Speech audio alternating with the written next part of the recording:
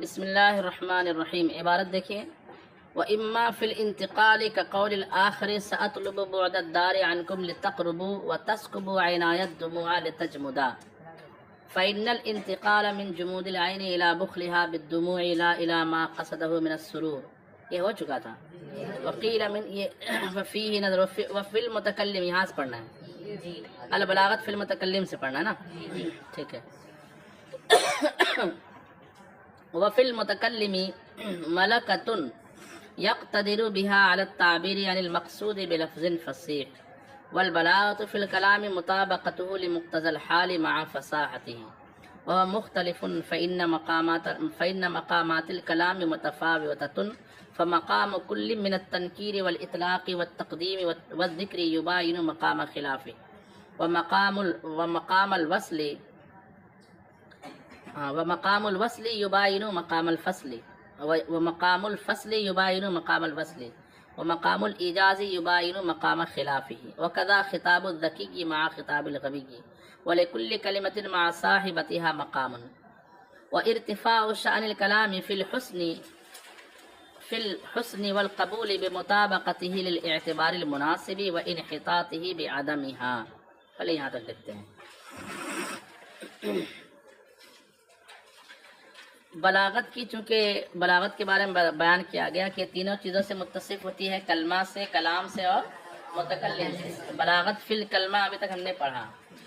اب بلاغت فی المتکلم کی تعریف کرتے ہیں. کہتے ہیں کہ متکلم بلیغ کب کہلائے گا، کب کہا جائے گا کہ متکلم میں بلاغت ہے. تو کہتے ہیں کہ متکلم میں بلاغت ہے اس وقت کہا جائے گا جب متکلم میں ایسا ملکہ ہو. کیا ہو؟ کہ جس سے وہ کلام کو مقتضائے حال کے مطابق پیش کرنے پر قادر ہو جائے تو کہا جائے گا کہ متکلم کیا ہے؟ بلیغ ہے. تعریف کی گئی وفی المتکلم ملکۃ یقتدر بها على التعبیر عن المقصود بلفظ فصیح. لفظ فصیح کے ساتھ یعنی چاہے مفرد ہو یا مرکب ہو، لفظ کو عام رکھا ہے. لفظ فصیح کے ساتھ اپنے مقصود کو تعبیر کرنے پر جو شخص قادر ہونے کا، جس کے اندر ملکہ موجود ہو، اس کو کہا جائے گا کہ یہ متکلم کیا ہے؟ بلیغ ہے. متکلم کیا ہے؟ بلیغ ہے. کیا مطلب؟ مطلب یہ ہے کہ انسان جو کچھ بولنا چاہتا ہے تو ایک تو یہ ہے کہ اس کو یوں ہی آڑے تیڑے انداز میں بولے. اس کو انہوں نے نام دیا ہے تعبیر عن المقصود. مقصود کو تعبیر کرنا. آپ جو بولنا چاہتے ہیں نا، اس کو بولنے کا آپ کا انداز کیا ہے. اگر آپ اپنے مقصود کو جو آپ کے دل میں ہے، جو بولنا چاہتے ہیں، جو مافی ضمیر میں ہے، اس کو فصیح الفاظ کے ساتھ اگر بولنے پر آپ قادر ہیں، کیا ہے؟ قادر ہیں، تو صرف قادر ہونے سے آپ فصیح نہیں ہو جائیں گے، بلکہ یہ قدرت بطور ملکہ اس کے اندر موجود ہونی چاہیے. کیسے ہونی چاہیے؟ جیسے کوئی رٹ کر کے خوب اچھا خطاب کوئی رٹ لے، فصیح و بلیغ، اور وہ رٹ کر کے خطاب کر دے تو اس کو بلیغ نہیں کہا جائے گا.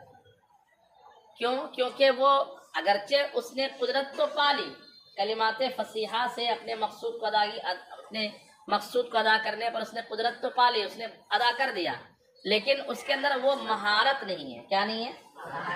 مہارت کا مطلب ملکہ نہیں ہے. ملکہ کہتے ہیں نفس کے اندر ایسی قوت، انسان کے اندر ایسی قوت کہ جس سے کوئی بھی کام کرنا اس کے لیے آسان ہو. ایک ہے کسی کام کو بتکلف کسی طرح کر لینا، اور ایک ہے کہ بالکل اس میں ایکسپرٹ ہو. وہ جیسے ڈرائیور ہوتے ہیں بائک چلانے والا، تو ایک تو یہ ہے کہ تھوڑی بہت اس کو ڈرائیونگ آتی ہے تو وہ ہر چیز پر توجہ کر کے بریک دبائے گا، توجہ کر کے کلچ دبائے گا، توجہ کر کے ایکسیلیٹر بڑھائے گا، ہے نا. اور جس کو مہارت حاصل ہو جاتی ہے وہ موبائل میں بات بھی کرتا رہے گا اور ادھر سارے ہاتھ پاؤں اس کے کیا ہوتے ہیں؟ چلتے رہتے ہیں. تو اس کے اندر گویا کہ مہارت آ گئی ہے. ایسے ہی حافظ جو ہوتے ہیں، ایک تو یہ ہے کہ ایک دو بار تراویح سنایا ہے تو اس کو تراویح سنانے پر ملکہ حاصل نہیں ہوتا ہے، اس کو پوری توجہ رکھنی پڑتی ہے. اور جو 10-15 سال تراویح سنا لیتے ہیں وہ یہ کہتے ہیں کہ آنکھ لگ جاتی ہے پھر بھی الفاظ کیا ہوتے رہتے ہیں. یہ ایسے حافظوں نے اپنے تجربات بیان کیے ہیں. قرآن جو ہے وہ آدھا الفاظ نکلتے رہتے ہیں، قرآن پاک کے الفاظ، گویا کہ ان کو حفظ پر کیا ہو چکا ہوتا ہے، ملکہ حاصل ہو چکا ہوتا ہے کہ بے اختیار جو ہے نا وہ ادھر توجہ نہ بھی ہو تو بھی اعضا کام کرتے رہتے ہیں. بات سمجھ میں نہیں آئی؟ تو اس طریقے سے مقصود کو جو شخص، مقصود سے مراد کیا، دل میں جو آپ کی بات ہے، مثال کے طور پر آپ کسی کو نماز کی ترغیب دینا چاہتے ہیں تو سامنے والے کو اچھے الفاظ میں اگر آپ ترغیب دلا دیتے ہو تو آپ کیا کہلاؤ گے، فصیح کہلاؤ گے اردو اعتبار سے. اور عربی زبان میں عربی اعتبار سے فصیح کہلانا چاہتے ہو تو نماز کی ترغیب اگر عربی الفاظ میں فصیح الفاظ سے آپ نے دے دیا تو آپ کیا کہلاؤ گے، یعنی اس پر آپ کو قدرت حاصل ہے. ایسا نہیں بتکلف سوچ کے آپ کیا کر رہے ہیں، اس کو بنا رہے ہیں. یعنی بولے تو فصاحت ٹپکے، بولے تو فصاحت ٹپکے، ایسے آدمی کو کیا کہا جائے گا، بلیغ کہا جائے گا. اچھا، اس کے بعد کہتے ہیں بلاغت فی الکلام، تیسری قسم بلاغت کی. کلام بلیغ کب ہوگا، کلام بلیغ کب ہوگا، تو کہتے ہیں کلام جب مقتضائے حال کے مطابق ہو جائے تو کلام بلیغ ہو جائے گا. کس کے مطابق ہو جائے، ہاں، مقتضائے حال کے مطابق. اب اس میں دو چیزیں، ایک مقتضا اور ایک ہے حال. مقتضا، حالت جس چیز کا تقاضا کرے وہ چیز کہلائے گی مقتضا. کیا کہلائے گی، مقتضا. اور جو حالت ہے، جیسے میت میں آپ گئے تو جنازے کی ایک حالت موجود ہے، افسردگی کا معاملہ ہے نا، تو وہ جنازے کی جو حالت ہے یہ تقاضا کرتی ہے کہ آپ جو بھی بات بولیں تو تھوڑا سا سنجیدہ ہو کر بولیں. وہاں مسکرا کر کے یا پھر بلند آواز میں یا پھر جو ہے پھوہڑ انداز میں بات کریں گے تو وہ حالت جس طرح بات کرنے کا تقاضا کر رہی ہے اس طرح آپ بات نہیں کر رہے ہو، تو گویا کہ آپ کی بات حالت کے مقتضا کے مطابق نہیں بلکہ کیا ہے، مخالف ہے. بات سمجھ میں آئی؟ تو جیسی حالت ہو اور وہ حالت جس چیز کا تقاضا کرے، وہ حالت جس چیز کا اس طریقے سے اپنے کلام کو آپ نے پیش کیا تو یہ کہا جائے گا کہ آپ کا کلام مقتضائے حال کے مطابق ہے. سمجھ گئے بات کو کہ نہیں سمجھے؟ تو کلام کو مقتضائے حال کے مطابق، کلام کا مقتضائے حال کے مطابق ہونا، اس کو کیا کہا جائے گا، بلاغت فی الکلام. اچھا، مقتضائے حال جو ہوتے ہیں نا، مقتضائے حال جو ہوتے ہیں یہ مختلف ہوتے ہیں الگ الگ اعتبار سے. کیا ہوتے ہیں، کبھی کیا ہوتا ہے کہ باتوں کو ایک ایک کر کے پیش کرنا رہتا ہے بغیر وصل کے، اور کبھی وصل کے ذریعے سے، اور اردو زبان میں سے بولتے ہیں نا اور کے ذریعے سے، عربی زبان میں حرف عطف کے ذریعے سے. تو کبھی حرف عطف کا استعمال کرنا پڑتا ہے، کبھی الگ الگ بات بیان کی پڑتی، ایک بات پھر دو بات پھر تین بات پھر چار بات، اور کبھی ایک کنٹینیو بات بیان کی جاتی ہے. اس کو وصل و فصل کہا جاتا ہے. کیا کہا جاتا ہے، اس کی تفصیل ہم پڑھیں گے عربی زبان میں، وصل و فصل. کبھی کلام کو مختصر کرنے کا موقع ہوتا ہے، کبھی کلام کو طویل کرنے کا موقع ہوتا ہے. بات سمجھ میں آ رہی ہے؟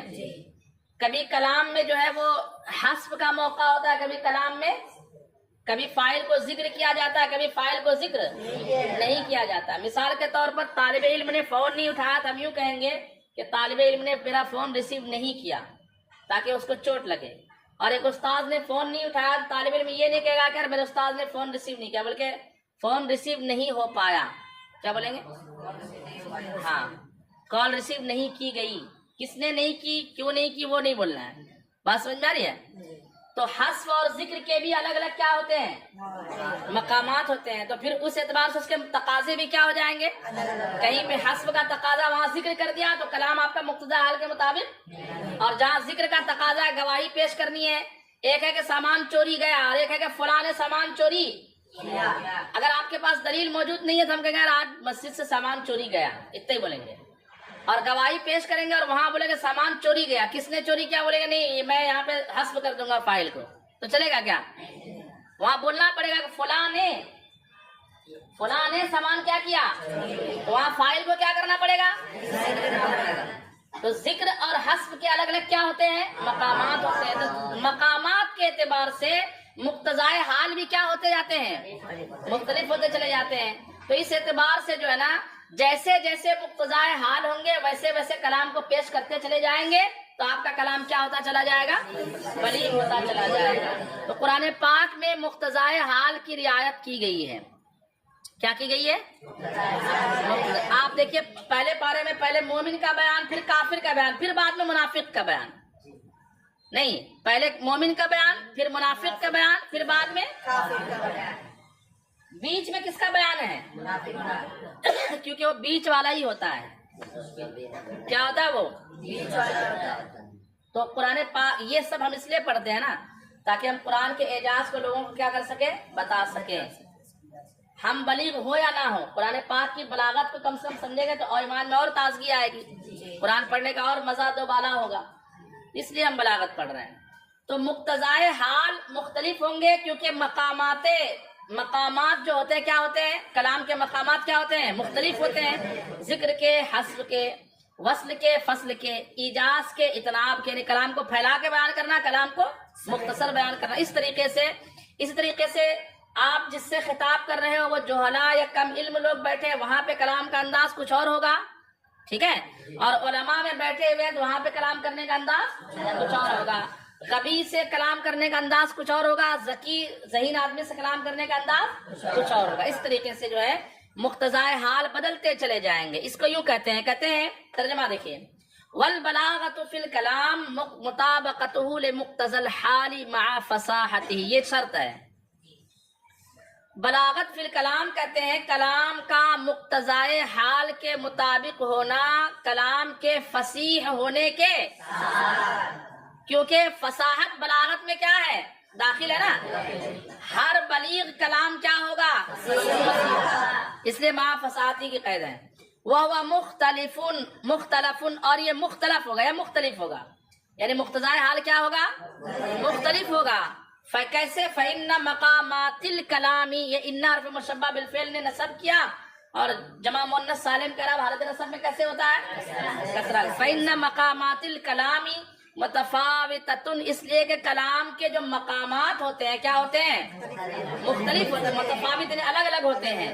فمقام، سمجھا بھی رہے، فمقام کل من التنکیر والاطلاق والتقدیم والذکر یباین مقام خلافہ. اس لیے کہ جیسے تنکیر اور اطلاق اور تقدیم اور ذکر میں سے ہر ایک کا مقام مباین ہے اپنے خلاف کے مقام کے. تنکیر کے مخالف کیا ہے؟ تعریف. کوئی مقام ایسا ہوگا کہ وہاں پہ فاعل کو معرفہ لانا چاہیے، اور کوئی مقام ایسا ہوگا کہ وہاں فاعل کو کیا لانا چاہیے؟ نکرہ لانا چاہیے.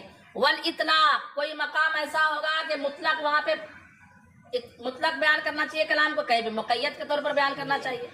ایسے تقدیم اور تاخیر. تو تنکیر یہ مباین ہے اپنے خلاف والے مقام کے، یعنی کس کے؟ تعریف کے. ایسے ہی اطلاق یہ مباین ہے کس کے؟ اپنے خلاف تقیید کے. اطلاق تقیید. اور تقدیم یہ مباین ہے اپنے خلاف. یہی کہا انہوں نے فمقام کل من التنکیر والاطلاق والتقدیم والذکر، اور ذکر مباین ہے کس کے؟ حسب کے. ومقام الفصل یباین مقام الوصل، اور فصل کا مقام جو ہے مباین ہوتا ہے کس کے؟ وصل کے مقام. کہیں پر حرف عطف لایا جاتا ہے، کہیں حرف عطف. ومقام الایجاز، یہ سب بیانات ہم پڑھیں گے، فصل و وصل کے مقامات، ذکر و حسب کے مقامات پڑھیں گے. ومقام الایجاز یباین مقام خلافہ، اور ایجاز کا جو مقام ہوتا ہے وہ اپنے خلاف کے مقام کا کیا ہوتا ہے؟ مباین ہوتا ہے، اطناب ہوتا ہے. وقضا خطاب الذکی مع خطاب الغبی، ایسے ہی ذکی سے جو خطاب ہوتا ہے، ذکی کا خطاب اور غبی کا خطاب دونوں ایک دوسرے کے کیا ہیں؟ متباین ہیں. وَلَكُلِّ كَلِمَةٍ مَعَ صَاحِبَتِهَا مقام، اور ہر کلمے کا اپنے جوڑ والے کلمے کے ساتھ اپنا ایک مقام ہوتا ہے. یعنی کچھ کلمہ ایسا ہوگا کہ جس میں حرف عطف وا لایا جائے، کچھ کلمہ ایسا ہوگا جس کا حرف عطف فا لایا جائے. تو فا وا کے ساتھ جو کلمہ آئے گا اس کا مقام جیسے جانی زید فعمر، اس کا یہ کبھی کہیں اور بولا جائے گا، اور جانی زید وعمر یہ کہیں، جانی زید ثم عمر یہ کہیں اور بولا جائے گا۔ تو زید واو کے ساتھ یا زید ثم کے ساتھ یا زید فا کے ساتھ، کلمہ اپنے صاحبہ کے ساتھ، کس کے ساتھ؟ صاحبہ سمجھ رہے نا، یعنی کلمہ جس کے ساتھ آ رہا ہے اس کے بھی اپنے اپنے کیا ہوں گے؟ کلمہ اگر واو کے ساتھ ہے تو یہ مباین ہے فا والے سے ساتھ، جیسے زید واو کے ساتھ اور زید فا کے ساتھ، تو واو والے کے ساتھ جو زید مباین ہے اس زید کے جو کس کے ساتھ آئے، تو کہا وَلِكُلِّ كَلِمَةٍ مَعَ صَاحِبَتِهَا مقام، اور ہر کلمے کا اپنے صاحبہ کے ساتھ کیا ہوتا ہے؟ ایک مختلف مقام ہوتا ہے۔ یہاں تک ہو گئی بات ختم۔ اب اس کے بعد ایک بات کہہ رہے ہیں کہ کلام آپ کا جو ہے حسن میں، اور بلغا حضرات یعنی جو بلیغ بلغا نے جو قاعدے بیان کیے ان کے قاعدے کے مطابق آپ کا کلام مقبول ہے اور آپ کا کلام حسین ہے۔ یہ کیسے سمجھا جائے گا؟ جب آپ کا کلام مقتضائے حال کے کیا ہو جائے، بولیے، مطابق ہو جائے اور اعتبار مناسب کے مطابق ہو جائے۔ کس کے؟ جو مقتضائے حال ہے وہی اعتبار، اور جو اعتبار مناسب ہے وہی۔ تو جب آپ کا کلام اعتبار مناسب کے مقابل ہو جائے تو آپ کے کلام کا اعتبار مناسب کے مطابق ہونے سے اس میں حسن آ جائے گا اور وہ کلام بلغا کے نزدیک قابل قبول ہو جائے گا۔ یعنی بلغا یہ کہیں گے کہ ہاں آپ کا کلام جو ہے وہ بالکل صحیح ہے، درست، اس میں کوئی غلطی نہیں ہے۔ اچھا، اگر آپ کے کلام میں جو ہے آپ کا کلام اعتبار مناسب کے مطابق نہ ہو، اعتبار مناسب کے مطابق نہ ہو، تو آپ کے کلام میں حسن بھی نہیں ہوگا اور آپ کا کلام بلغا کے نزدیک قابل قبول بھی نہیں ہوگا۔ بہت آسان سی بات ہے، کہتے ہیں کہ وَإِرْتِفَاعُ شَانِ الْكَلَامِ فِي الْحُسْنِ وَالْقَبُولِ، کلام کی شان کا بلند ہونا حسن میں اور کس میں؟ قبول میں۔ کیسے ہوتا ہے؟ بِمُطَابَقَتِهِ لِلْاعْتِبَارِ الْمُنَاسِبِ، ہوتا ہے کیسے؟ اس کا اعتبار مناسب کے مطابق ہونے سے۔ کلام کا حسن اور قبول میں بلند ہونا کیسے ہوتا ہے؟ اعتبار مناسب سے، اس سے مطابق ہونے کی وجہ سے۔ وَإِنْحِطَاطُهُ بِعَدَمِهَا، اور حسن میں گر جانا اور قبولیت کے منزل سے کیا ہونا؟ گر جانا۔ انحطاط کا معنی ہوتا اپنی منزل سے نیچے آ جانا۔ وَإِنْحِطَاطُهُ، اور کلام کا گر جانا، یعنی کس سے گر جانا؟ بلندی سے، قبولیت کی بلندی سے اور حسن کی بلندی سے گر جانا۔ کیسے ہوگا؟ بِعَدَمِهَا، اس کے ختم ہونے سے، یعنی جب کلام آپ کا اعتبار مناسب کے مطابق، تو حاضمر کا مرجع ہے بِمُطَابَقَتِهِ لِلْاعْتِبَارِ، بِعَدَمِ مُطَابَقَتِهِ لِلْاعْتِبَارِ الْمُنَاسِبِ، تو حاضمر کا مرجع مطابقت ہے، یعنی بِعَدَمِهَا میں ہا کو ہٹا دیجئے تو عبارت کیا بن جائے گی؟ بِعَدَمِ مُطَابَقَتِهِ لِلْاعْتِبَارِ الْمُنَاسِبِ۔ مطلب خلاصہ یہ نکلا کہ اگر آپ کا کلام اعتبار مناسب کے مطابق ہے تو قبولیت میں اور حسن میں آپ کا کلام بلند ہے، اور اعتبار مناسب کے مطابق نہیں ہے تو آپ کا کلام اس سے کیا ہو گیا؟ نیچے آ گیا، گر گیا۔ فمقتضى الحال هو الاعتبار المناسب، تو مقتضائے حال ہی اصل میں کیا ہے؟ اعتبار مناسب بولیے یا مقتضائے حال، سب کا مطلب کیا ہوگا؟ ایک ہی ہوگا۔ اچھا، اس کے بعد یہاں پہ ایک بات کہہ رہے ہیں کہ بلاغت کا جو معاملہ ہوگا، بلاغت کا جو مرجع ہوگا وہ لفظ ہے اور لفظ کے ذریعے سے معنی ہے۔ کیوں؟ کیونکہ بلاغت کس کو کہیں گے؟ بلاغت فی الکلام، کلام کا مقتضا حال کے، کلام نا، کلام کا مقتضا، اور کلام کیا ہوتے ہیں؟ الفاظ۔ تو گویا کہ الفاظ ہی کیا ہوتے ہیں؟ بلیغ ہوتے ہیں۔ سمجھ رہے بات کو؟ نہیں سمجھ رہے؟ بلاغت فی الکلام کس کو کہتے ہیں؟ کلام کا مقتضا حال کے، کلام کا۔ تو کہا کلام تھوڑی مقتضا حال کے مطابق ہوتا ہے، مقتضا حال کے مطابق تو اصل معنی ہوگا نا، یعنی جس چیز کو آپ ادا کر، جو معنی آپ بیان کرنا چاہتے ہیں کلام کے ضمن میں، ایک ہے کلام، ایک ہے الفاظ۔ جیسے ان زیدن قائم، زید قائم، ان لزیدن لقائم، ایک سادھارن جملہ وغیرہ زید قائم، زید کھڑا ہے، ایک تاکید کے ساتھ کہا ان زیدن قائم، ایک اور تاکید ان زیدن لقائم، یہ 3 مقام ہو گئے کلام کے. کتنے مقام ہوئے؟ تو اب کلام کو جو بلیغ کہا جائے گا یہ الفاظ کے اعتبار سے اس کو بلیغ کہا جائے گا یا اس کے معنی کے اعتبار سے کہ ایک میں تاکید نہیں ہے اور ایک میں تاکید ایک بار ہے اور ایک میں تاکید 2 بار ہے، کس اعتبار سے کلام بلیغ ہوتا ہے؟ تو کہا کہ یہاں پہ مسئلہ اس میں بہت ہے اختلاف بلغا کا. لوگ کہتے ہیں کہ نہیں معنی کے اعتبار سے کلام کو بلیغ، یعنی بلیغ ہونا معنی کی شان ہے. بعض نے کہا کہ نہیں بلیغ ہونا لفظ کی شان ہے، یعنی لفظ زید قائم بلیغ ہے، یہ بعض نے کہا. اور بعض نے کہا نہیں، زید کی طرف جو کھڑے ہونے کی نسبت سادھارن انداز میں کی گئی ہے نا، یہ کیا ہے؟ بلیغ ہے. سمجھ رہے بات کو؟ نہیں سمجھ رہے؟ یعنی کسی نے کہا کہ معنی بلیغ ہوتا ہے اور کسی نے کہا. تو صاحب تلخیص المفتاح کہہ رہے ہیں کہ مسئلہ یہ ہے کہ وہ صرف ایک لفظی بحث ہے اور کچھ نہیں ہے، اس بحث کا کوئی نتیجہ نہیں. کیوں؟ کیونکہ حل یہ ہے کہ لفظ بلیغ ہوتا ہے اور لفظ چونکہ جس معنی کو ادا کرتا ہے، لفظ ہی معنی کا افادہ کرتا ہے نا. معنی کا افادہ کون کرتا ہے؟ لفظ. کوئی بھی معنی آپ کو سمجھنا ہے تو اس کے لیے کیا ادا کرنا پڑے گا؟ ایسا نہیں کہ شیر کے معنی کو سمجھانے کے لیے آپ شیر کو اٹھا کے رکھ دو گے، ایسا ہے کیا یہاں شیر لا کے رکھ دو گے؟ شین یا را یہی بولو گے نا شیر، تو اس سے بندہ معنی سمجھے گا. رسگلہ تو ایسا نہیں کہ رسگلے کے پیکٹ یہاں لا کے رکھیں گے تب آپ کو سمجھو گے اس کا معنی. تو اس رسگلے کا معنی یا شیر کا معنی سمجھنے کے لفظ شین یا را یہی کیا ہے؟ تو لفظ شیر ذات شیر کی طرف ذہن کے منتقل ہونے کا افادہ کرتا ہے. کیا کرتا ہے؟ تو صاحب کتاب کہتے ہیں کہ یہ جھگڑا مت کیجیے آپ کے بلیغ لفظ ہوتا ہے کہ معنی ہوتا ہے. یعنی وہ جو شیر ہے وہ بلیغ ہے کہ لفظ شیر یعنی فصیح. لفظ شیر فصیح ہے کہ جو اس کا معنی شیر ہے وہ فصیح ہے. تو کہا کہ مسئلہ یہ ہے کہ بلاغت کا معاملہ لفظ سے ہے. کس سے؟ لیکن لفظ چونکہ معنی کو کیا کرتا ہے؟ ادا کرتا ہے. معنی کا کیا کرتا ہے؟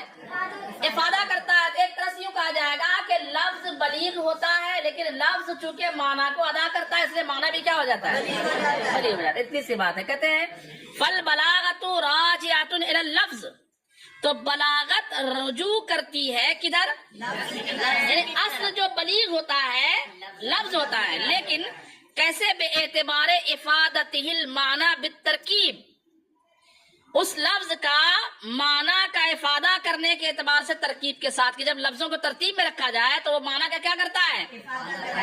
تو اس اعتبار سے چونکہ لفظ معنی کا ترکیب کے ذریعے سے افادہ کرتا ہے تو اصل لفظ بلیغ ہوتا ہے، لیکن اس اعتبار سے معنی بھی کیا ہو جاتا ہے؟ بلیغ ہو جاتا ہے. پھر کہتے ہیں کہ کبھی کبھی کلام بلیغ کو فصیح بھی کہہ دیا جاتا ہے. کلام بلیغ کو یعنی بجائے بلیغ کے کیا کہہ دیتے ہیں؟ تو جب کوئی کہے کہ یہ کلام بلیغ فصیح ہے، کہیں پہ آ جائے یہ کلام کیا ہے؟ فصیح ہے، تو اس کا مطلب ضروری نہیں کہ صرف فصیح ہو، بلکہ یہ بھی ہو سکتا ہے کہ اس کا معنی کیا لیا جائے؟ بلیغ بھی ہو سکتا ہے. وہ کہتے کثیرا ما یسمى ذلك فصاحتا ایضا، اور کبھی کبھی اس کو فصاحت سے بھی کیا کیا جاتا ہے؟ بلاغت کو فصاحت سے بھی موسوم کیا جا سکتا ہے. تو اس کا مطلب یہ ہوگا کہ جو آدمی مقصود کو فصاحت کے ساتھ تعبیر کرنے پر قادر ہو اس کو فصیح بھی کہا جا سکتا ہے اور اس کو اگر کسی کو ہم فصیح کہیں گے تو یہ اعتراض نہیں کر سکتے آپ کے. فصیح تو صرف جو ہے وہ کیا بولتے ہیں مفردات میں ہوتا ہے نا، اور فصیح تو متکلم ہوتا ہے. نہیں متکلم تو کیا ہوتا ہے؟ بلیغ ہوتا ہے. آپ فصیح کیوں کہہ رہے ہیں؟ تو ہم کہہ سکتے ہیں کہ کبھی کبھی بلاغت کو کیا کہا جاتا ہے؟ فصاحت کہا جاتا ہے. متکلم بلیغ کو متکلم فصیح کہہ سکتے ہیں. اچھا، اب اس کے بعد ایک اور بات بیان کر رہے ہیں کہ بلاغت چونکہ مقتضی حال کے مطابق جب کلام ہوگا تو آپ کا کلام کیا ہوگا؟ بلیغ ہوگا. آپ کا کلام کیا ہوگا؟ بلیغ ہوگا. اب کیا ہوتا ہے کہ بلاغت کے درجے ہیں، ایک اسفل درجہ اور ایک ہے اعلیٰ درجہ. بلاغت کے کیا ہے؟ جیسے پاسنگ کا درجہ ہے نا، پاسنگ مارکس کا اسفل درجہ کتنا ہے؟ 40 کے نیچے ہو تو بندہ پاس ہی نہیں رہے گا، فیل ہو جائے گا. اور اعلیٰ درجہ تو ہم نے حد بنا دیا 100. لیکن بلاغت میں ایسا ہے کہ بلاغت کا جو اعلیٰ درجہ ہے وہ اعجاز کی حد تک جاتا ہے جہاں ذہن بھی عاجز ہے. جیسے قرآن پاک کی جو بلاغت ہے نا، ایسی بلاغت ہے کہ ذہن بھی اس بلاغت کو ادا کرنے پر قادر نہیں ہے. اگر قادر ہوتا تو یہ دعویٰ قرآن نہیں کرتا کہ فاتو بسورۃ من مثلہ وادعوا شہداءکم. بس میں مطلب قرآن پاک کی بلاغت اتنی ہائی لیول کی ہے کہ وہاں تک ذہن بھی تو یہ بلاغت کا اعلیٰ درجہ. پھر اس کے نیچے اس سے قریب کچھ درجے ہوتے ہیں جہاں ذہن پہنچ سکتا ہے. انسانی ذہن کیا ہو سکتا ہے؟ وہ بھی اعلیٰ درجہ ہی بولیں گے. یعنی انسان آخری بلاغت جو اختیار کر سکتا ہے بلاغت کے اونچے درجے کو، اسٹیپ کو، کیٹیگری کو، وہ بھی بلاغت کا اعلیٰ ہی درجہ ہے. اور ایک ہے بالکل ادنا درجہ. پھر اس اعلیٰ اور ادنا کے درمیان کیا ہے؟ اسٹیپ ہے. کم بلیغ، پھر اس سے زیادہ بلیغ، پھر اس سے زیادہ بلیغ، پھر اس سے زیادہ بلیغ، پھر اس سے زیادہ بلیغ. پھر تو جتنا زیادہ بندہ گھسے گا اور اس علم کو حاصل کرے گا، تو مثال کے طور پر 1 سال جو عربی زبان کو سیکھا، بلاغت کے اصول پڑھا، وہ شخص جو کلام بلیغ ادا کرے گا وہ کم درجے والا ہوگا اس کے جس نے 5 سال پڑھا. اور اس سے زیادہ وہ ہوگا جس نے 10 سال اس علم میں وقت دیا، اور اس سے زیادہ ہوگا جس نے 20 سال اس علم کو وقت دیا. بات سمجھ میں آ رہی ہے؟ تو اس طرح سے بلاغت کے درجے کیا ہیں؟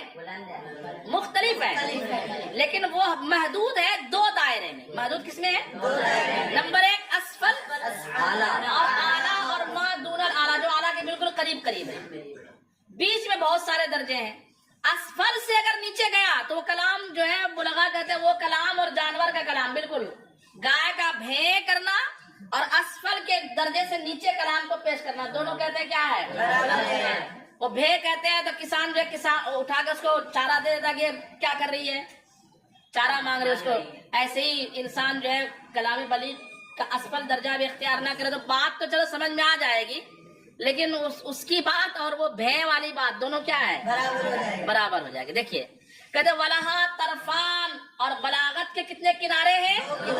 2 کنارے ہیں. اعلیٰ وَهُوَ حَدُّ الْإِعْجَازِ وَمَا يَقْرُبُ مِنْهُ، یہ ایک کنارہ. ایک ہے اعلیٰ، اور اعلیٰ کون ہوتا ہے؟ 2. ایک جو حد اعجاز کو پہنچا ہوا اور جو حد اعجاز سے بالکل قریب، یہ 2 جو ہے طرف اعلیٰ ہیں. وہ اسفل، اور دوسرا درجہ کہاں ہے؟ بالکل اسفل. وَهُوَ مَا إِذَا غُيِّرَ الْكَلَامُ عَنْهُ إِلَى مَا دُونَهُ الْتَحَقَ عِنْدَ الْبُلَغَاءِ بِأَصْوَاتِ الْحَيَوَانَاتِ، اور یہ وہ درجہ ہے اِذَا غُيِّرَ الْكَلَامُ عَنْهُ کہ جب کلام کو اس سے پھیر دیا جائے، یعنی وہاں سے ہٹا دیا جائے. اِذَا غُيِّرَ الْكَلَامُ عَنْهُ، جب کلام کو وہاں سے کیا کر دیا جائے؟ پھیر دیا جائے. إِلَى مَا دُونَهُ، اس سے نیچے کی طرف. إِلَى مَا دُونَهُ، اس کے نیچے کی طرف. التحقا، تو وہ کلام لاحق ہو جائے گا. عند البلغاء، بلغاء کے نزدیک. بأصوات الحیوانات، کس سے؟ جانوروں کی آواز، اور اس کے آواز میں کوئی فرق نہیں. وبینہما مراتب کثیرۃ، اور یہ دونوں درجوں کے درمیان کیا ہے؟ بہت سارے مراتب ہیں. بس یہ تک رہنے دیجیے. صلو علی الحبیب.